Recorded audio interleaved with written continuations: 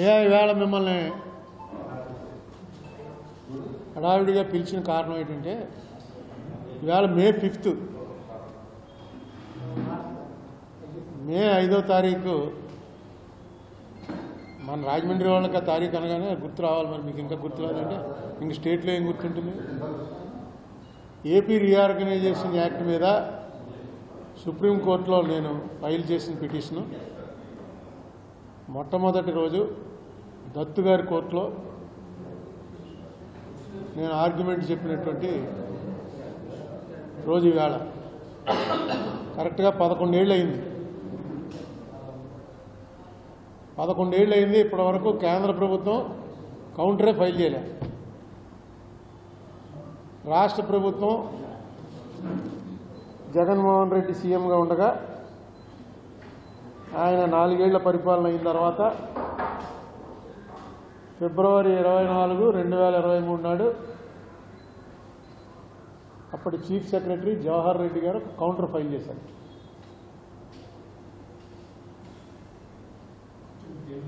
ఆ కౌంటర్ ఆ టైంకి ఫైల్ అవ్వకపోతే అప్పటికే 2-3 సార్లు అప్పటికి 43 వాయిదాలు అయ్యాయి.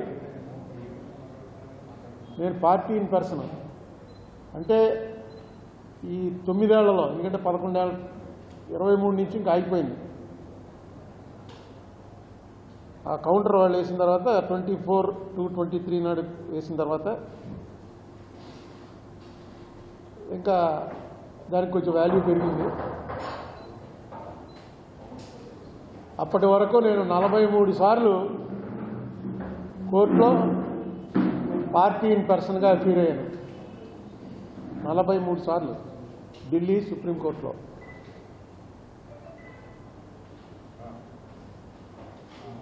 మధ్యలో 2019 ఎలక్షన్ ముందు ఈ విషయమే ఒక మీటింగ్ పెట్టాను. అది కూడా అప్పుడే 6 ఏళ్ళు అయిపోయింది.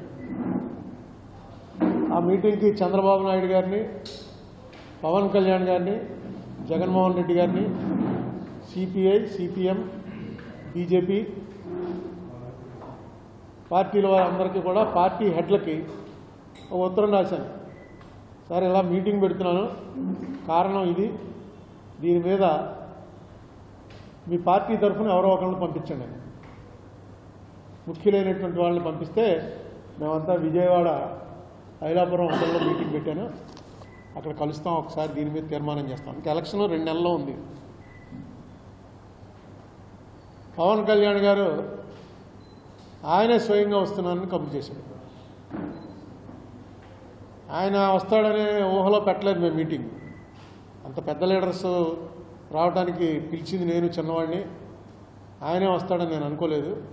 ఆయన డైరెక్ట్గా పవన్ కళ్యాణ్ గారే వస్తున్నారండి అని చెప్పి నాకు కబురు వచ్చేటప్పటికి కొంచెం అప్పటికప్పుడు రాత్రి కొంచెం అరేంజ్మెంట్స్ పెద్దవి చేసుకోవాల్సి వచ్చింది. అలాగే ఆయన రావటం వల్ల ఆయన వచ్చి 3 అవర్స్ అక్కడ ఉండిపోయాడు. ఆయన 3 అవర్స్ ఉండి మీటింగ్ మొత్తం అయిన తర్వాత దాని లీగల్ పొజిషన్ కోసమని జస్టిస్ చలమేశ్వర్ గారు, సుప్రీంకోర్టు విశ్రాంత న్యాయమూర్తి, ఆయన్ని పిలిచాం. ఆయన్ని పిలిచి అలాగే ఐవైఆర్ కృష్ణారావు గారు బీజేపీ పార్టీ తరఫున ఆయన వచ్చారు. 2 మంత్రుల్ని పంపించారు చంద్రబాబు నాయుడు గారు. నేను ఎక్స్పెక్ట్ చేయలే. 2 మంత్రుల్ని, 2 ఐఏఎస్ ఆఫీసర్లని, అలాగే కుటుంబరావు గారిని ప్లానింగ్ కమిషన్ చైర్మన్గా ఉండేవారు ఆయన్ని, వాళ్ళు ఒక టీంని చంద్రబాబు నాయుడు గారు పంపారు. ఈయనైతే పవన్ కళ్యాణ్ గారు స్వయంగా వచ్చేశారు. సరే, వైఎస్ఆర్ పార్టీ తరఫున ఆయన జగన్మోహన్ రెడ్డి గారు, నేను తెలుగుదేశం వచ్చే మీటింగ్కి నేను రాను, అందుకు నేను ఐఎమ్ నాట్ కమింగ్, అపియరింగ్, ఎవరిని పంపట్లేదు కూడా అని చెప్పి వాళ్ళు విత్డ్రా అయిపోయారు. అలాగే సిపిఎం వారు బీజేపీ తోటి మేము మీటింగ్లో కూర్చోమని సిపిఎం వారు కూడా రాలేదు. సిపిఐ వారు వచ్చారు. కాంగ్రెస్ తరఫున తులసిరెడ్డి గారు వచ్చారు. సిపిఐ తరఫున రామకృష్ణ గారు వచ్చారు. అంతా నేను ఎక్స్పెక్ట్ చేయలే. అంటే సిచ్యుయేషన్ కాజు కరెక్టరా అని నమ్మారు కాబట్టి వచ్చారు. ఆ రోజున మేము అనుకున్నటువంటి తీర్మానం ఏంటంటే, ఏ ప్రభుత్వం అధికారంలోకి వచ్చినా 2 నేను అడుగుతున్నది, ఎప్పుడు మీకు అంత రాజమండ్రి వాళ్ళందరికీ తెలుసు, నేను 2 అడుగుతాను. ఒకటి, ఫిబ్రవరి 18న 2014 ఫిబ్రవరి 18న ఏదైతే లోక్సభలో బిల్లు పాస్ అయిందని ప్రకటించారో దాన్ని పాస్ అవ్వలేదు అని చెప్పి నేను అంటున్నాను. దాన్ని సపోర్ట్ చేస్తూ అమిత్ షా గారు, మోడీ గారు ఇద్దరూ కూడా పార్లమెంట్లోనే మాట్లాడారు. ప్రధానమంత్రి హోదాలో, హోంమంత్రి హోదాలో. ఆవేళ ఆంధ్రాకి చేసినంత అన్యాయం మేము చేయట్లేదులే అని కాంగ్రెస్ వాళ్ళు కొంచెం ఎప్పుడు రైజ్ అయినా వీళ్ళ దగ్గర ఉన్నటువంటి పాశుపతాస్త్రం ఏంటంటే, కూర్చోవా, ఆ రోజు నువ్వు చేసింది మర్చిపోయావా, ఆంధ్ర వాళ్ళకి ఎంత అన్యాయం చేసావు అనగానే వీళ్ళు నోరు మూసి కూర్చుంటుంటారు. ఆంధ్ర నుంచి మాత్రం ఎవడో ఈ విషయం అడగడం. ఇంకా ప్రధానమంత్రి, హోంమంత్రి అడిగారని చెప్పి నేను కూడా దీని మీద చర్చ జరుగుతుందనే ఉద్దేశంతో కోర్టు కేసులో మనకు ఉన్నటువంటి ఇది కూడా మార్చాను. మన ప్రేయర్ ఏంటంటే ఏపీ రీఆర్గనైజేషన్ యాక్ట్ చెల్లదు అని ప్రకటించడం. దాన్ని మార్చి ఇప్పుడు అలాగా అది చెల్లదు అని ప్రకటించడానికి చాలా ఏళ్ళు అయిపోయింది. కాబట్టి ఎప్పుడు మార్చాను ఇది? మార్చి 5, 2022లో ఈ అప్లికేషన్ వేసి మా డిమాండ్ ఇప్పుడు 2 రాష్ట్రాలు కలపటం ఇది కాదు, జరిగింది రైటా తప్పా చెప్పండి, ఇక ముందు ఇలా జరగకుండా. తర్వాత మాకు ఆ టైంలో ఇచ్చినటువంటి ఏవైతే ఉన్నాయో వాటన్నిటినీ కూడా వెంటనే ఫుల్ఫిల్ చేయాలి అని ఒక చిన్న ఆర్డర్ ఇవ్వండి కేంద్ర ప్రభుత్వానికి, ఏవైతే ఏపీ రీఆర్గనైజేషన్ యాక్ట్లో పొందుపరిచారో.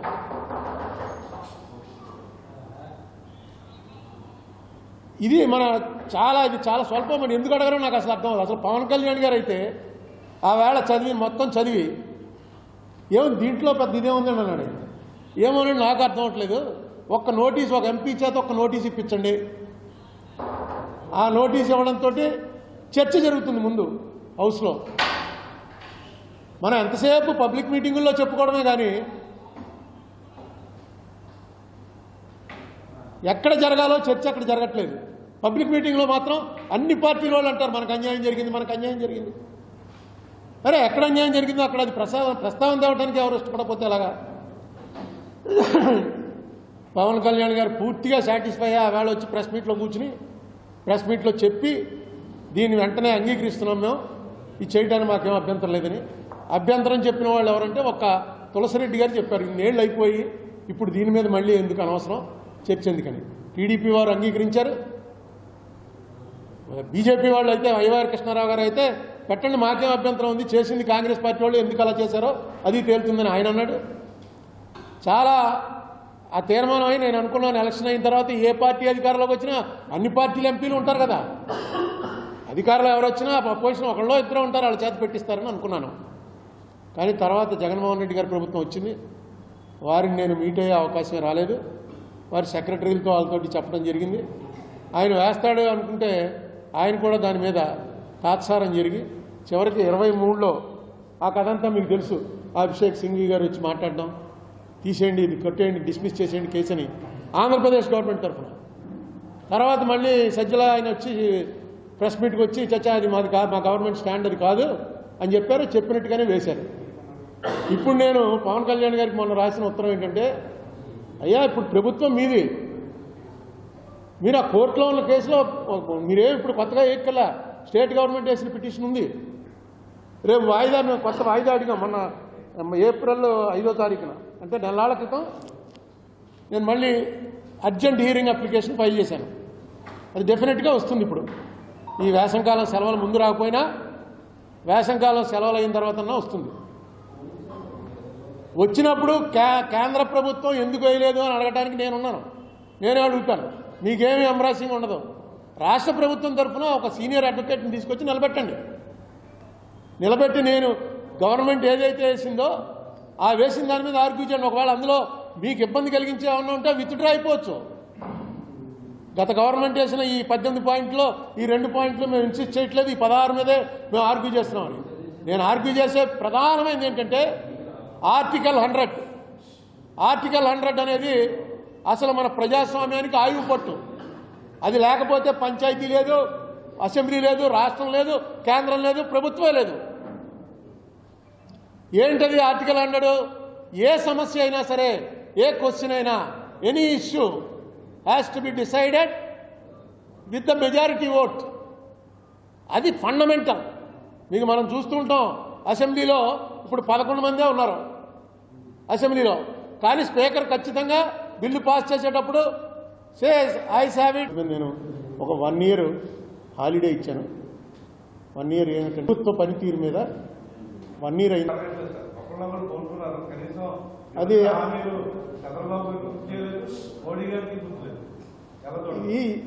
దీని మీద విస్తృతంగా చెప్తాను.